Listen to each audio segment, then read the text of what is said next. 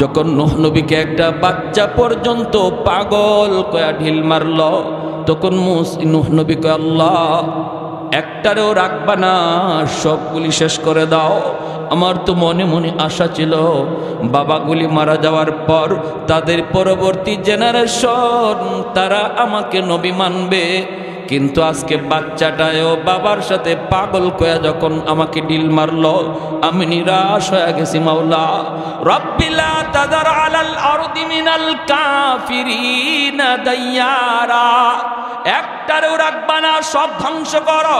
আল্লাহ পাক তখন জিজ্ঞেস করেছিল, নূহ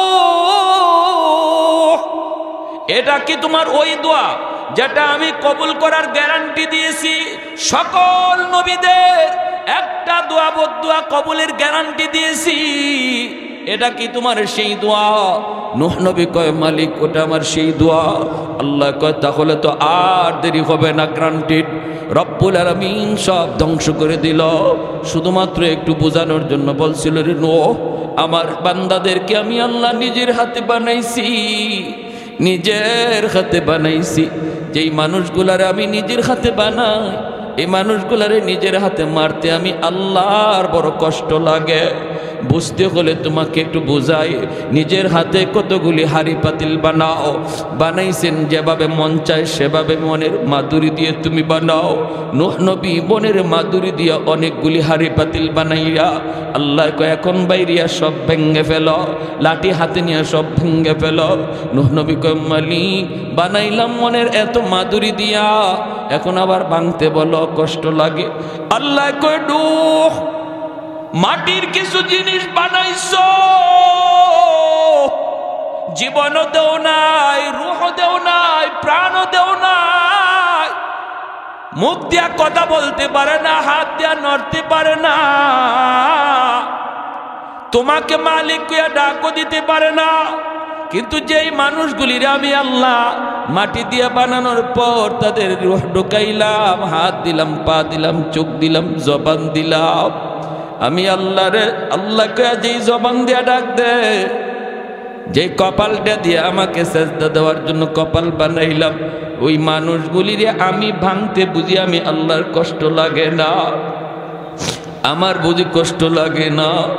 নূহ আলাইহিস সালাম তিনি তো চলে গেলেন, একজন বুড়া মহিলায় তখন ডাক দিয়া বলতেছিল, নবী গো আমি অনেক বৃদ্ধা মানুষ, আমাকে আপনি ইয়াদ করে নিয়ে যাইন, আমি কিন্তু পারাপারি করে নৌকায় উঠতে পারবো না, আমি বড় দুর্বল। নূহ নবী বলতেছিল, মা গো তোমাকে নিব, কিন্তু নবী তার নৌকায় তুলতে ভুলে গেছেন, তিনি তো চলে গেছেন। ভাইরা বন্ধুরা চলে গেছেন তো গেছেন, প্লাবন শেষ হওয়ার পর মনে হলো, হায় হায় আমি তো বুড়িমার কথা ভুলে গেলাম, মা তো আমাকে বলছিল তাকে নিয়ে যাওয়ার জন্য। নূহ নবী দৌড়ায় তার কাছে আসলেন, ভাঙ্গাচোরা একটা ঘর, তাম দুনিয়া মহাপ্লাবনে একদম শেষ হয়ে গেল, কিছুই থাকলো না। কিন্তু নূহ নবী আসছেন, তাও মনের একটা টানে দেখি গিয়ে কিছু ধ্বংস অবশেষ পাওয়া যায় কি না, যায় দেখি মা মহিলাটার কি অবস্থা। আল্লাহর নবী আয়েশা দেখেন ভাঙ্গাচোরা ঘর এখনো আগের মতোই দাঁড়ায়া আছে। নবী অবাক হয়ে গেলেন, এত ভারী ভারী পাহাড়ের মতো উঁচা উঁচা বাড়ি, দালান কোঠা কিছুই নাই, কিছুই নাই, আর ওই ভাঙ্গাচোরা ঘর, এই ঘরটা এখনো আগের মতোই দাঁড়ায় আছে। নবী দরজার পাশে আইসা ডাক দিলেন, মা। মহিলা ঘর ঝাড়ু দিতেছে আর আল্লাহর নাম জপতেছে, জিকির করে আর ঘর ঝাড়ু দেয়। নবী যেই মাত্র বাহির থেকে ডাক দিলেন, মা। মহিলা ভিতর থেকে কয়, নবী গো তুফান কি শুরু হয়ে গেছে নাকি? আল্লাহর নবী সেজদায় পড়ে কান্দে আর কয়, মালিক তোমার কুদরত বুঝা বড়দার, তাম দুনিয়া শেষ হয়ে গেল, অথচ তোমার বান্দি খবরই জানে না। ও মালিক তোমার কুদরত বুঝা বড় দায়, কিছু বুঝি না, একটু বুঝাইবানি, বুঝাইবানি। আল্লাহ পাক রব্বুল আলামিন কয়, নূহ রে আমার বান্দি তোরে বলছিল নিয়ে যাওয়ার জন্য, তুমি ভুইলা গেছো, তোমরা তোমাদের উম্মত বলতে পারো, কিন্তু আমি আল্লাহ বান্দা বান্দি ভুলতে পারি না। তোমরা নবী হইয়া উম্মত ভুললেও আমি আল্লাহ হইয়া বান্দা বান্দি ভুলতে পারি না। তোমারে বলছো নেওয়ার জন্য তুমি ভুলে গেছো, কিন্তু আমি আল্লাহ তারে ভুলি না। এজন্য আমার ভাই মনে রাখবে, মায়ার নবী দয়ার নবী বলতেছেন, উম্মতের দল জাননি হাসরের মাঠে আমি শুধু কেন সুপারিশ করব। সব নবী তার ওই দোয়াটা আল্লাহর কাছ থেকে চায়া নিয়ে গেছে। সবাইকে আল্লাহ পাক এই দোয়াটা দুনিয়াতে কবুল করে আনিছে। কিন্তু ওয়া ইন্নিখতাবাতু দাওয়াতি শাফাআতান লিউম্মতি, কিন্তু আমি জীবনে কত মুসিবতের মধ্যে পড়ছি, কত বিপদের মধ্যে পড়ছি, এরপরও কোনোদিন এই দোয়াটা আমি আল্লাহর কাছে চাই নাই, এই দোয়া কখনো করি নাই। তায়েফের ময়দানে আমি নবীর উপর দিয়ে এত নির্যাতন, এত নিপীড়ন, পাগল পাগল কয়া কয়া এই যুবকগুলি, উশৃঙ্খল যুবকগুলি আমার পিঠে পাথর মারল। যেখানে পাথর মারছে সেখানে রক্ত ফিনকি দিয়ে বের হয়েছে। আল্লাহর নবী, রহমতের নবী, মায়ার নবী আম্মাদান আয়েশা সিদ্দিকা রাদিয়াল্লাহু তাআলা আনহা বলেন, নবীর দেহের ভিতরে এমন কোনো পশমের গুঁড়া আমি পাই নাই যেই জায়গাটাতে এখনো পাথরের দাগ নাই। আমি বলছিলাম, নবী গো আপনার কি কোনো শীতলা রোগ হয়েছিল নাকি? নবী কই, না গো আয়েশা, এটা রোগ না, এই চিহ্নগুলি তায়েফের জমিনে পাথরের আঘাত। এরপরও নবী কয়, আমি আল্লাহর কাছে দোয়া করি নাই, ও মালিক যেটা কবুল করার গ্যারান্টি দিছো এটা দিয়ে ওদেরকে ধরো, এমন বলি নাই। বরং দুইজন ফেরেশতা ঈসা পাহাড় চাপা দিয়া মারতে চাইলো। এরপরও নবী কয়, আল্লাহুম্মা হদি কওমি ফাইন্নাহুম লা ইয়ালামুন, আল্লাহ আমার কওম বুঝে না, আমারে চিনে না, আমারে চিনে না, ওদের পরবর্তী জেনারেশন বাচ্চা কাচ্চা আমারে চিনব। আল্লাহ তুমি যদি শেষ করে দেও তাহলে আমার কথা শুনবো কেডা? আমি কাদের মাঝে দাওয়াতের কাজ করবো, কাদেরকে তোমার কথা শুনাইমু? না মালিক, তুমি এদের উপরে রাগ কইরো না, গুসা কইরো না, ওরা আমাকে চিনে না, কিন্তু ওদের সন্তানগুলি আমি নবীকে চিনব। মায়ার নবী, দয়ার নবী কয়, আবু জাহেল আমার মাথা থেকে রক্ত ঝরাইছে। 2 বছর 2.5 বছর জেলখানায় বন্দী, পরিবারের সমস্ত সদস্য নিয়া শিয়াবে আবি তালিবের ভিতরে আমার নবী বন্দী। 1 বছর নয়, 2 বছর 2.5 বছর। বাচ্চা কাচ্চাগুলি খানার অভাবে কি খাইব, সারাদিন সারা রাত নবী বলেন কান্না করছে। আল্লাহর নবীর চাচা আবু তালিব তিনি ঈমান আনেন নাই, কিন্তু ওই শিয়াবে আবি তালিবের কারাগারে আবু তালিব বন্দী। মক্কার মানুষগুলি নবীকে যারা যারা সাপোর্ট করছে নবীর বংশের, ওদের সবাইকে এক করে ফেলছে। বাহির থেকে খানা দানা বন্ধ, পানি আসা বন্ধ, কথা বলা বন্ধ। কই যারা বন্দী অবস্থায় এরা কারা? বন্দী অবস্থায় মুসলমানও আছে, অমুসলমানও আছে। কারণ যারা অমুসলমান এরা নবীর গায়ে কাউকে হাত তুলতে দেয় না। যেমন নবীর চাচা আবু তালিব ঈমান আনে নাই, কিন্তু বলছে মক্কার কাফির, শুন আমি চাচা আবু তালিব থাকতে বাতিজার গায়ে টাচ করতে পারবা না। এজন্য আবু তালিবের সাথে তার বংশের, তার গোষ্ঠীর যেই মানুষগুলা ঈমান আনে নাই কিন্তু নবীকে সাপোর্ট দিছে, নবীর গায়ে হাত তুলতে দেয় নাই, ওই সবগুলি মানুষে একসাথে ওরা বন্দি করে ফেলছে। 2.5 বছর নবী বন্দিখানায়। পরিবারের বাচ্চাগুলি কান্নার রোল, বাচ্চাগুলির কান্নার আওয়াজে আকাশ বাতাস বাড়ি হয়ে আসছে। মায়ার নবী বলেন, মহিলারা বুকের দুধ খাওয়াবে বাচ্চাকে, খানার অভাবে, পানির অভাবে বুকের দুধ শুকায় গেছে। গাছের পাতা খায়া খায়া আমি নবী চলছি। তখনও আমি আল্লাহর কাছে ওই দোয়া করি না, আল্লাহ একটা দোয়া কবুলের গ্যারান্টি তুমি দিছো, বিপদ থেকে উদ্ধার করো। এত বড় মুসিবত আমি নবীর উপর দিয়া গেছে, তবু আমি শেষ অস্ত্রটা সারি নাই, এটা রাখছি। ইন্নী ইখতাবাতু দাওয়াতি, ইন্নী ইখতাবাতু দাওয়াতি, লুকায় রাখছি, আমি কেউরে দেখাই নাই। এই শেষ অস্ত্রটা আমি কাউরে দেখাই নাই, সবচেয়ে পাওয়ারফুল অস্ত্রটা আমি কাউরে দেখাই নাই। কেন দেখাই নাই জানুনি? শাফাআতাল লি উম্মতি, হাসরের ময়দানে আমার গুনাহগার উম্মতের জন্য ওই দুয়ার উসিলায় সুপারিশ করব। আমার জাহান্নামী উম্মতের জন্য আমি সুপারিশ করব, বিপদগ্রস্ত উম্মতের জন্য আমি সুপারিশ করব। এজন্য আমি এই দোয়াটা সবসময় লুকায় রাখছি। ভাইরা আমার, হাসরের ময়দানে আমার নবী, রহমতের নবী, তিনিও দাঁড়ানো থাকবেন। হযরত আদম আলাইহিস সালামকে আল্লাহ পাক রব্বুল আলামিন অনেক উঁচু একটা দেহ দিবেন, তাল গাছের মতো আদম আলাইহিস সালামকে দেখা যাবে। সুবহানাল্লাহ, জোরে কম। আদম আলাইহিস সালাম এত উচ্চতার গর্দান হবে, গোটা হাসরের ময়দানটা আদম আলাইহিস সালাম দেখতে পাবেন। আল্লাহর নবী বলেন, হঠাৎ করে বাবা আদম আমাকে ডাক দিবেন, ইয়া আহমদ, ইয়া মুহাম্মদ। আমি ডাক শোনা মাত্রই বাবার সামনে দৌড় দিয়া হাজির। আমি বলবো কেন ডাক দিলেন? তখন আদম আলাইহিস সালাম বলবেন, বাবা মুহাম্মদ, ওই যে দেখো জাহান্নামের গেটের পাশে নিয়ে গেছে একজন মানুষকে, হাত করা লাগাইয়া, পায়ে বেরি লাগাইয়া।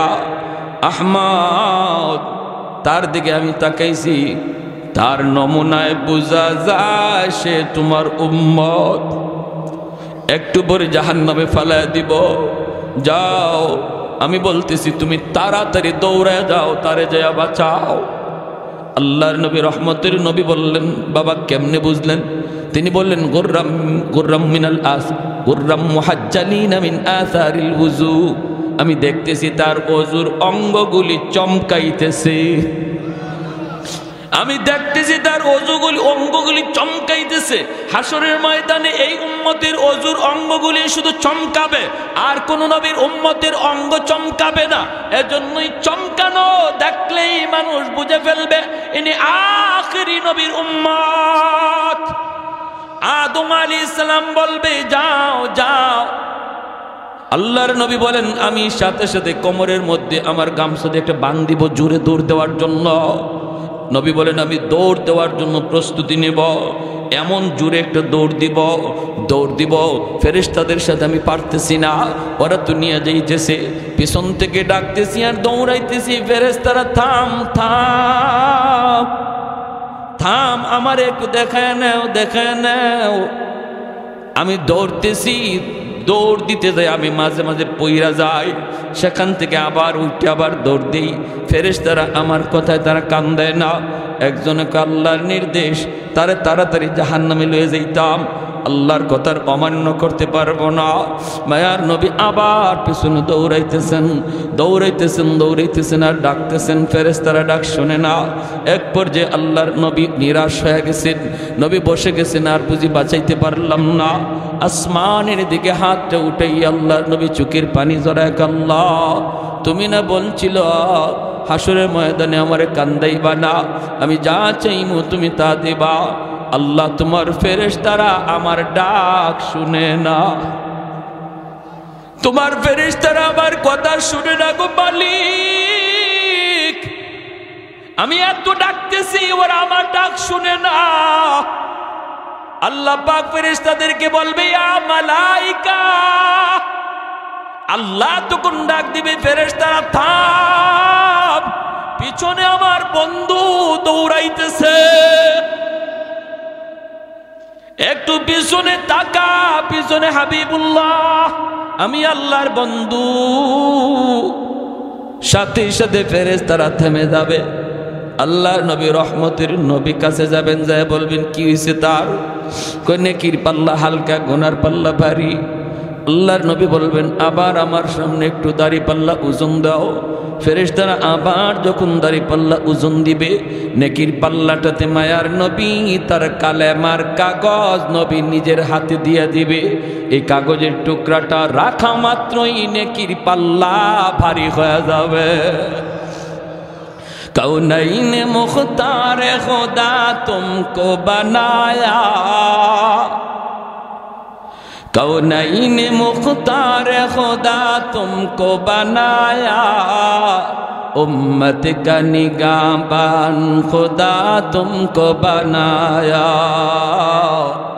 उम्मत का निगाहबान खुदा तुमको बनाया। मौला मेरा आका मेरा रहमत की नबी है, तजदार मदीना के तो बाग़े अरबी है, तजदार मदीना के तो बाग़े अरबी है। अशजार ने देते हैं नबूवत के शहादात, तशकीक कमर में है तो अंगुल की इशारात, तशकीक कमर में है तो अंगुल की इशारात। একটু জোরে সুরে বলেন আল্লাহু আকবার, আর একটু জোরে আল্লাহু আকবার। এ যুবক, ওই নবীর বুঝি এখনো তুমি চিনলা না? এই নবীর তরিকা সাইরা, নবীর নমুনা সাইরা তুমি কার নমুনায় চলতেছো, কার নমুনায় নিজেরে বানাইতেছ? একটু বুঝি তুমি ভাবলা না, একটু বুঝি চিন্তা করলা না? তোমার নবীরে শুধু মানুষে চিনছে তা না, হায়ওয়ানাত চিনছে। যখন সুবহান, আমার নবী রহমতের নবী মাত্র দুনিয়া আসছেন, মক্কার পাশের এলাকা থেকে মহিলারা মক্কার উদ্দেশ্যে রওনা দিল, বাচ্চা পয়সার বিনিময়ে নিয়ে যাবে। তখনকার সময়ে সিস্টেম ছিল। অসুবিধা হইতেছে আপনাদের? মনোযোগ আছে কার কার? একটু হাত উঠে আল্লাহকে দেখান। আল্লাহ তুমি প্রতিটা হাতকে কবুল করো, জোরে বলি আমিন। যুবক মনোযোগ দিয়ে শোনো, নবীর কাহিনী শোনো, নবীর ঘটনাটা শোনো, দিলের ভিতরে একটু মহব্বত বসাও। হইছে তো আর কত, অনেক হইছে তো, এখনো সময়। চোখের সামনে দেখতেছো বয়স, তোমার বয়সের যুবক কবরে শুয়ে গেছে, লেখাপড়ার সাথে শুয়ে রয়েছে, খেলার সাথে কবরে শুয়ে রয়েছে, নিজের বন্ধুরে নিজেই কবরে রাখছো। অতএব এখনো সময়, এখনই সময়, আর অবহেলা করো না, অবহেলা আর করো না। কারণ তুমি ভাবতেছো বৃদ্ধ বয়সে আমি ঠিক আছে গুনাহ ছাড়বো, বৃদ্ধ বয়সে নামাজ ধরবো। কত যুবক আর জীবনে বৃদ্ধ বয়স পায় নাই, কবরে চলে গেছে। অতএব না, এই অবহালতে, যে হালতে আমরা এখন আছি, এই হালতে যদি মরণ হয়, উপায় নাই, উপায় নাই, বাঁচবার কোনো উপায় নাই। আমার নবী রহমতের নবী দুনিয়া মাত্র আসছেন, ওই অবস্থায় মক্কার পাশের এলাকা থেকে মহিলারা উট নিয়ে রওনা দিছে। নবীজির দুধমা হালিমা সাদিয়া রাদিয়াল্লাহু তাআলা আনহা, তিনিও বান্ধবীদের সাথে স্বামীরে লইয়া রওনা দিছেন, কিন্তু তার উটটা ছিল বড় দুর্বল, তাদের সাথে তাল মিলায় চলতে পারেন না। বান্ধবীরা কয়, হালিমা তোমার উট মরা ধরা, হাঁটে না, নড়ে না, চলে না, তোমার উট লইয়া তুমি আও, আর আমরা আগে গেলাম, তোমার সাথে লইয়া যাওয়া সম্ভব না। বান্ধবীর আগেই চলে গেল মক্কায়। খাদিজা নবীজির দুধমা হালিমা সাদিয়া রাদিয়াল্লাহু তাআলা আনহা পিছনে স্বামীকে নিয়ে আস্তে আস্তে মক্কায় ঢুকলেন। ওই মহিলারা আগেই মক্কায় ঢুইকা ধনীর সন্তানগুলা তারা আগে ভাগেই দখলে নিয়ে নিল। আল্লাহর নবীর দরজার সামনে যায় যেই মাত্র নক করে, নবীজির আম্মা ভিতর থেকে বলেন, হ আমার সন্তান আছে, তোমরা নিবানি? ওই মহিলারা কয়, বাপ আসেনি, বাবা আসেনি। যখনই নবীর মা বলেন, না আমার মোহাম্মদ ইয়তীম, আমার মোহাম্মদের বাবা নাই, জন্মের আগেই বাবা মারা গেছে। মহিলাগুলি কয়, না না, তাহলে নিমো না, পয়সা বেশি মিলবে না, বাপ নাই যার, এতিম পোলা, টাকা পাইমু কেমনে, না নেওয়া যাবে না, চলে গেছে। আল্লাহর নবীর মা আমিনা তিনি একদম নিরাশ হয়ে গেছেন, এতিম বিদায় বুঝি আমার ছেলেকে কেউ নিবে না। ওইদিকে নবীজির দুধমা হালিমা সাদিয়া রাদিয়াল্লাহু তাআলা আনহা, তিনি তো আসলেন দরজার পাশে, এসে নক করলেন। পিছন থেকে দরজার ভিতর থেকে নবীর মা চোখের পানি মুছেন আর কান্দেন, বলেন, আছে তো আমার সন্তান, কিন্তু কেউ তো নেয় না, কেউ তো নেয় না। হালিমা সাদিয়া বলে, কেন নেয় না? কয়, এতিম, বাবা নাই, এজন্য কেউ নিতে চায় না। তুমি কি আমার সন্তানটারে নিবা নাকি? হালিমা সাদিয়া তখন বলেন, মা গো দরজা খোলো, আর তোমার মানিকের চেহারা আমাকে এক নজর দেখাও। কপাল খুলে গেল হালিমা সাদিয়ার, ঠিক কিনা জোরে বলেন? কপাল খুলে গেল। আমার নবীকে কাছে নেওয়ার কারণে কপাল খুলে গেল হালিমার। আর যারা নবীর থেকে দূরে সরে গেল এদের কপাল নষ্ট হয়ে গেল। আজকে আরবের মানুষকে যদি জিজ্ঞেস করা হয় ওই মহিলাগুলি কারা, এদের নাম কি? যারা নবীকে এতিম জানার কারণে নেয় নাই, এরা কারা? এদের নাম কি? বংশ পরিচয় কি? বাপের নাম কি? আরবের মানুষ বলবে চিনি না। আমরা তো আগেই বলবো চিনি না, চিনি না, জানি না। কিন্তু যদি বলা হয় আমার নবীকে এতিম জানার পরেও যিনি দুধ পান করাইতে নিয়ে গেলেন ওই দুধমার নাম জানুনি, বাংলার মানুষটাও বলবে নবীর দুধমার নাম হালিমা সাদিয়া। তাম পৃথিবীর সমস্ত মুসলমান বলবে হালিমা সাদিয়া। আল্লাহ নাম উজালা করে দিছে, বংশ উজালা করে দিছে, তাম দুনিয়াতে আল্লাহ শান বাড়ায় দিছে নবীকে কাছে নেওয়ার কারণে। আজ উম্মত মনে রাখো, কারে তুমি কাছে টানতেছো, কারে তুমি দূরে সরাই দিতেছো। আমার নবীর কাছে যেই আসছে তারই আল্লাহ দামি বানায় দিছে। উটের পিঠে নিয়ে উঠবেন নবীকে লইয়া। হালিমা সাদিয়ার স্বামী ডাক দিয়া কয়, হালিমা গো কিছু পাইছনি? এরা তো আগেই ঢুকে গেছে, ওরা তো নিয়ে নিছে, তুমি কিছু পাইছনি? হালিমা সাদিয়া বলেন, স্বামী গো কিছু না গো, কিছু না। চেহারা খানা একবার দেখো। চেহারায় কয় আমরা সব পাইয়া গেছি।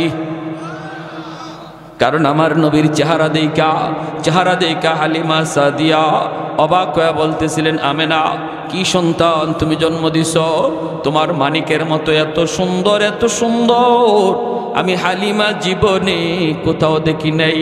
আমেনা বলতেছেন, তুমি কেমনে দেখবা? আমি মক্কায় থাকি, তোয়াফ করার জন্য খানায় কাবায় পৃথিবীর বিভিন্ন দেশের পরিবার সহ আসে। আমি আমেনা জীবনে এত সুন্দর সন্তান, এত সুন্দর বাচ্চা আমি দেখি নাই। আল্লাহ আমারে যে মানিক দিছে। আল্লাহ পাক রব্বুল আলামিন জিব্রাইল দেখে, জিব্রাইল আমার বন্ধুর সৌন্দর্যের প্রশংসা শুরু হইছে। আমেনাও বুঝি দেখছে না, হালিমাও দেখছে না, তুমি জিব্রাইল দেখছনি আমার বন্ধুর মতো এমন আরেকজন। জিব্রাইল কয়, মালিক তোমার কসম, পৃথিবীর পূর্ব থেকে পশ্চিম, উত্তর থেকে দক্ষিণ সমস্ত কায়নাত আমি সফর করেছি, কিন্তু তোমার বন্ধুর নমুনায় দ্বিতীয় আর কাউকে দেখি না।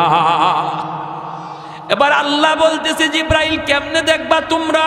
আমি আল্লাহ বলি কি শোনো, আরে আমার বন্ধুর মতো আরেকজন এমন পৃথিবীতে আমি আগে বানাই নাই, ভবিষ্যতে বানাবো না। কারণ আমি খালিক, আমি মালিক। আমি যদি না বানাই তোমরা কেমন করে দেখবা? আমি তো বানাই নাই, তোমরা দেখবা কেমনে? দেখবা কেমনে? জন্য নবীর সৌন্দর্যের ব্যাপারে হযরত হাসান রাদিয়াল্লাহু তাআলা আনহু কয়, নবী গো খুলিকতা মুবাররাআম মিন কুল্লি আইবিন কাআন্নাকা খুলিকতা কামা তাশাউ। ওগো নবী, আপনার দিকে তাকাইলে মনে হয় আল্লাহ আপনাকে যখন বানায় তখন আল্লাহ সর্বদা আপনারে জিগায়া জিগায়া আপনার পরামর্শ নিয়া নিয়া আপনারে বানাইছে। আপনার নাক বানাইবার আগে যেন আল্লাহ আপনারে জিগাইছে, বন্ধু নাকটা কেমনে বানাইলে তুমি খুশি একটু কও, তোমার কপালটা কেমনে বানাইলে তুমি খুশি কও, বন্ধু তোমার চোখটা কেমনে বানাইলে তুমি খুশি কও। ওগো নবী, আপনার নাক মুখ চোখের দিকে তাকাইলে মনে হয় আপনি যেভাবে আল্লাহরে কইছেন আল্লাহ ওইভাবে আপনারে বানাইছে। সুবহানাল্লাহ, সুবহানাল্লাহ। আমাদেরকে যদি আল্লাহ এরকম কইতো, ও বা আব্দুল্লাহ হোসেন তোমার চোখটা কেমনে বানাবো, আমরা কি কইতাম? মালিক পৃথিবীর শ্রেষ্ঠ চোখ যেন আমার চোখ হয়। কেরম বলে হরিণীর মতো ডাগর ডাগর চোখ, কইবো না? তা আল্লাহ যখন আমারে অপশন দিয়ে দিছে, তুমি যেভাবে কইবা এইভাবে বানাবো, বলো তো তোমার চোখ কেমন চাই? আমি কইতাম আল্লাহ পৃথিবীর শ্রেষ্ঠ চোখ চাই, পৃথিবীর শ্রেষ্ঠ নাক চাই, পৃথিবীর শ্রেষ্ঠ চেহারা চাই। আল্লাহর নবীর সাহাবী কয়, নবী গো আপনার দিকে তাকাইলে এমনই মনে হয় আল্লাহরে আপনি যেভাবে কইছেন আল্লাহ এইভাবে আপনারে বানাইছে। সুবহান। হালিমা সাদিয়ার স্বামী বলতেছে, হালিমা কিছু পাইছো? না গো স্বামী, চেহারা দেখো, চেহারা দেখলে মনে হয় সব পাওয়া গেছি। আল্লাহর নবীকে নিয়ে এইবার হালিমা সাদিয়া উটের পিছনে বসলেন, আর হালিমা সাদিয়ার স্বামী সামনে বসলেন, কারণ ইনি উট চালাবে। খাসাইসুল কুবরা নামক কিতাবের ভিতরে লিখেন, যেই মাত্র আল্লাহর নবীকে নিয়ে তিনি পিছনে বসছেন আর স্বামী সামনে বসছেন, এরপরে স্বামী বলতেছে, উট চল বাড়িতে যাব। কিন্তু উট নড়ে না, চড়ে না, বসা থেকে উঠে না। যতই পিটায় উট নড়েও না, চড়েও না, হাঁটেও না, উঠেও না। আবার পিটুনি দেয়, উট নড়ে না, চড়ে না। এইবার উট বলতেছে, মালিক দয়া করে অল্প সময়ের জন্য আমি উটের জবানটা খুলে দাও। আল্লাহ তুমি আমাকে জবান দেও নাই, জবান দিছো মানুষরে, এজন্য আমি তোমার উপরে নারাজ না, নারাজ না, নারাজ না। কিন্তু অল্প সময়ের জন্য জবানটা খুলে দাও, আমি আমার মালিককে বুঝাইতে চাই কেন আমি হাঁটি না, কেন আমি উঠি না। এই বলা মাত্র আল্লাহ উটের জবানটারে আল্লাহ খুলে দিছেন। এইবার উট ডাক, দেখো মালিক, আমারে তুমি যতই পিটাও, যতই মারো, আমি নড়ব না, চড়ব না, হাঁটব না। কারণ তোমার পিছনে তোমার বিবি যারে কুলে নিয়ে বসছে, তারে তুমি না চিনলো, আমি উট তারে চিনে ফেলেছি। ইনি আমার রহমতের নবী, মায়ার নবী, সৈয়দুল মুরসালিন, দু জাহানের সরদার, যেই নবীর উসিলায় আল্লাহ কায়নাত বানাইলো। আমারে আপনারে পুল কায়নাত যার উসিলায় বানাইলো, ওই নবী যদি তোমার পিছনে থাকে আর তুমি যদি সামনে থাকো, বেয়াদবি হয় মালিক, বেয়াদবি হয়। আমার নবী যদিও ছোট, কিন্তু তিনি সমস্ত কায়নাতের উসিলা। তুমি নবীর সামনে বসাও আর তুমি পিছনে চলে যাও, আমাকে মারা লাগবে না, দ্রুত বেগে হাঁটতে শুরু করব। সাথে সাথে হালিমা সাদিয়ার স্বামী কয়, হালিমা গো, ও হালিমা, কেমন সন্তান লইয়া তুমি আইছো?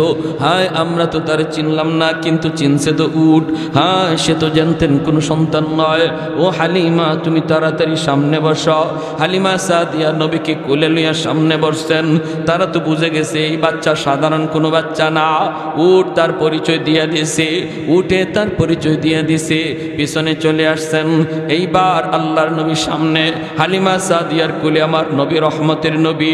উঠে আবার ডাক, দেখো মালিক, জীবন ভর আমি উটের লাগাম তোমার হাতে ছিল, আজ যেহেতু আমার পিঠে রহমতের নবী বসা, আমি উটের লাগামটা রহমতের নবীর নরম হাতে ধরা দাও, আমি উট ধন্য হয়ে যাব। আমার মতো কপাল আর কার আছে যে হাজার উটের লাগাম রহমতের নবীর হাতে? আল্লাহ নবীর হাতে উটের লাগামটা ধরানো মাত্রই উট দ্রুত বেগে হাঁটতে শুরু করলো। অল্প সময়ের ভিতরে যায় বান্ধবীদেরকে রাস্তায় ক্রস করে ফেললো। বান্ধবীরা ডাক দেয়া কয়, হালিমা গো, ও হালিমা, তোমার এই উট, এটা কি নতুন উট না পুরান উট? বলে, না, এটা পুরানটাই, নতুন না। এত শক্তি আইলো কোত্থেকে, এত তেজ আইলো কোত্থেকে? হালিমা সাদিয়া কয়, জাননি, মক্কায় যাবার সময় উটের লাগাম ছিল আমার স্বামীর হাতে, আর এখন উটের লাগাম রহমতের নবীর হাতে।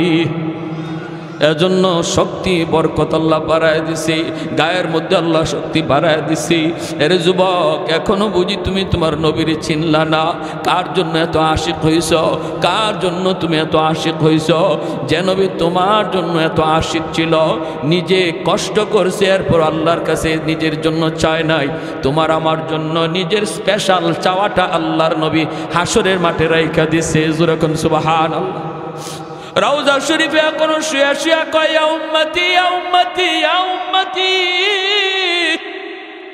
নবীর কানে যখনই খবর পৌঁছানো হয়, ওগো নবী, আপনার উম্মতের যুবকগুলি আজকে খেলা নিয়ামত, রাতকে রাত তারা অমুক দল তমুক দল পাগল, তাদের চেহারা দেখলে আপনার উম্মত বোঝা যায় না, চেনা যায় না। তখন কি নবী রওজায় শুয়ে শুয়ে তিনি খুশি হন নাকি কষ্ট পান? কষ্ট পান। নবী তখন কান্দে, না রে উম্মত না, সামনের দিনগুলা কিন্তু ভয়ঙ্কর দিন আসতেছে, বিপদ আসতেছে, বিপদ তড়িৎ গতিতে বিপদ আসতেছে। দুশমনগুলি অস্ত্র নিয়ে আমাদের দিকে ধাওয়াইতেছে জবাই করার জন্য, মারার জন্য। আর আমারে আপনারে ভুলায় রাখছে খেলাধুলার মধ্যে ফালাইয়া। কয় তুমি ঘুমায় থাকো খেলার ভিতরে পইরা, আর আমি আইতাছি তোমারে জবাই করার জন্য। অতএব যুবক, এখনো সময়, নিজেরে জাগাও, ইমানটারে জাগাও, ঘুম ভাঙ্গাও। এখনের সময় তোমার ঘুম ভাঙ্গাও, নইলে বিপদ থেকে বাঁচার কোনো উপায় আমাদের সামনে। 5 ওয়াক্ত নামাজ পড়া খুব কঠিন কাজ না, সহজ কাজ। আমার নবী জীবনে কোনো দিন জামাত তরক করেন নাই। মায়ার নবী লাঠিতে বর দিয়া না, শুধু 2 জন সাহাবীর কান্দে বর দিয়া পায়ের মধ্যে পা জমিনে লাগাইতে পারেন না। ওই অবস্থায় নবী সাহাবীর কান্দে বর দিয়া মসজিদে হাজির হয়েছে।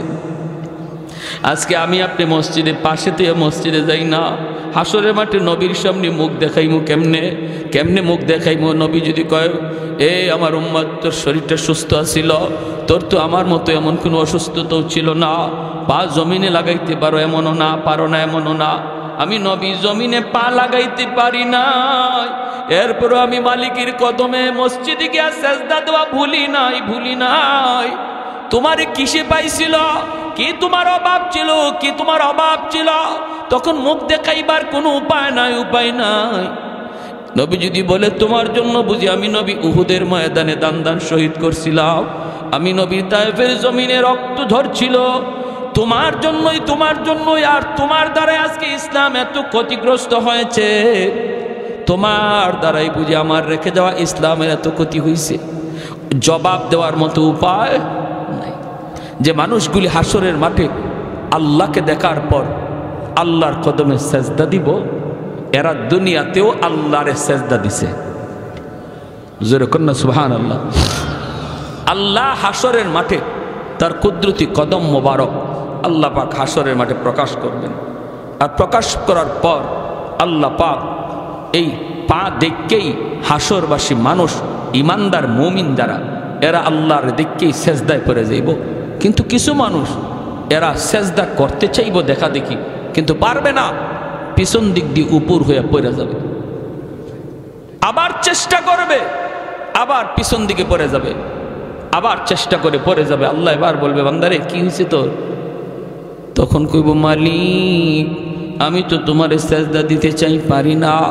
কেন পারো না? আল্লাহ আমার পিঠ বাঁকা হয় না, মেরুদণ্ডের হাড় লোহার মতো শক্ত হয়ে গেছে। আল্লাহ পাক রব্বুল আলামিন কইব, বান্দারে দুনিয়াতে যদি আমি আল্লাহর পায়ের সামনে, আমি আল্লাহর কুদরতি কদমে তোর পিঠটা বাঁকা করতি, আজ হাসরের মাঠেও তোর পিঠ বাঁকা হইতো। তোমার কি কষ্ট লাগে? কয় মালিক কষ্ট লাগে, চোখের পানি ঝরতে ঝরতে রক্ত বের হবে, রক্ত। ও মালিক কষ্ট লাগে, আমার বন্ধু তোমারে সেজদা দেয়, আমি পারি না। পাশের বাড়ির প্রতিবেশী তোমারে সেজদা দেয়, আমি পারি না।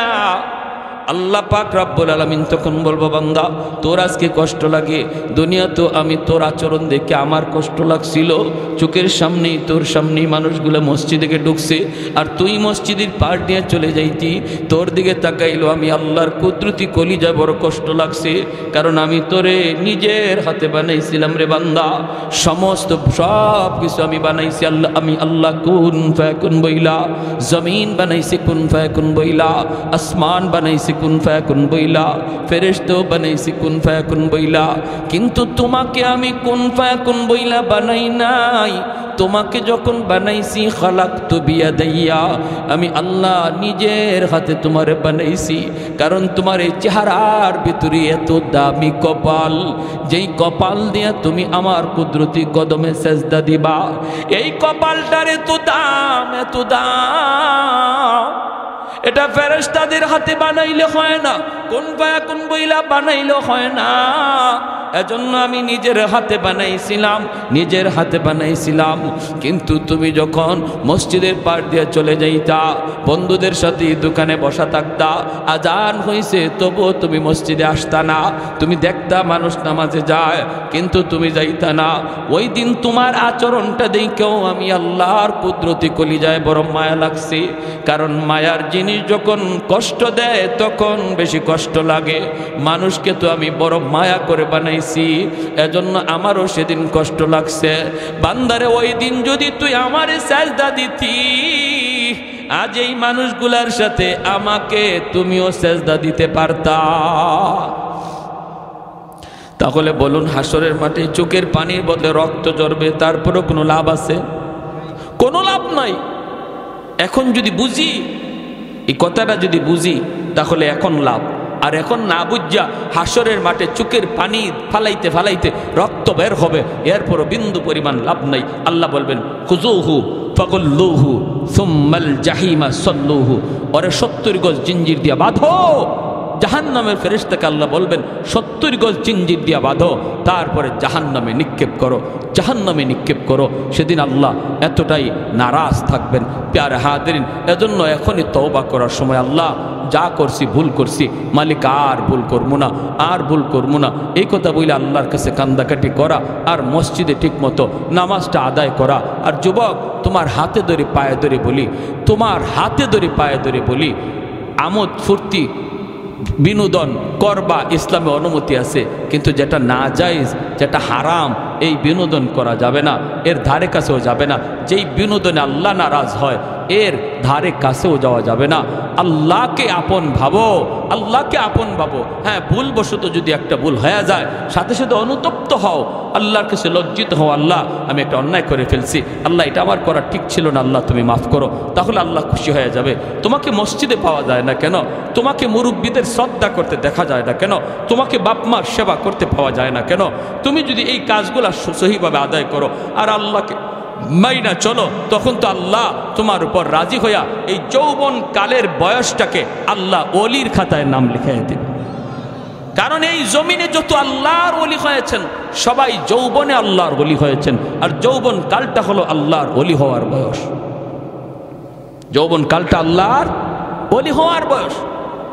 কারণ বুড়া মানুষ, বৃদ্ধ মানুষ চাইলেই একটা গুনাহ করতে পারবে না, কারণ তার গায়ে শক্তি নাই।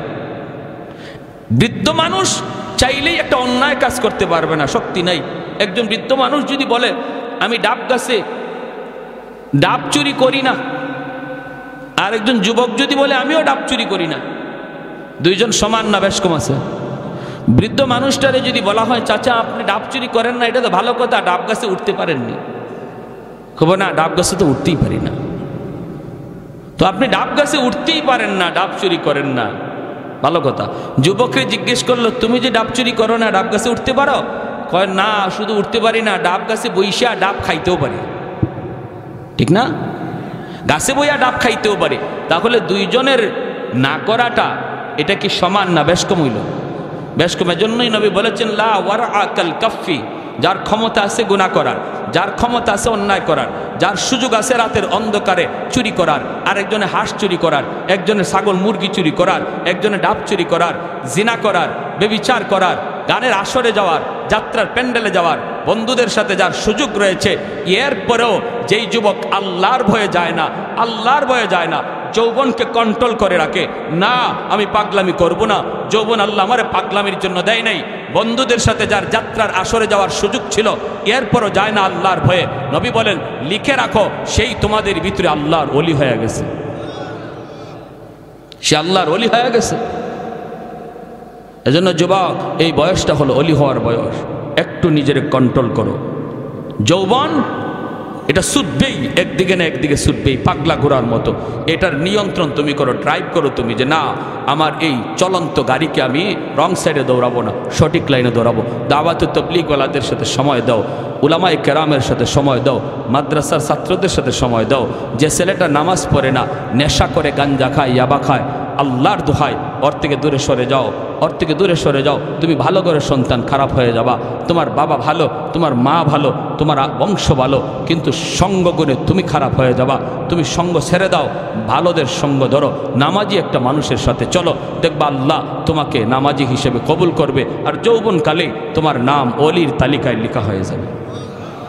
আল্লাহ আমাদের সবাইকে এই অল্প কথাগুলোর উপর আমল করার তৌফিক দান করুন। সবাই বলি আমিন। আল্লাহুম্মা সাল্লি আলা মুহাম্মদ ওয়া আলা আলি মুহাম্মদ কামা সাল্লাইতা আলা ইব্রাহিম ওয়া আলা আলি ইব্রাহিম ইন্নাকা হামিদুম মাজিদ। আল্লাহুম্মা বারিক আলা মুহাম্মদ ওয়া আলা আলি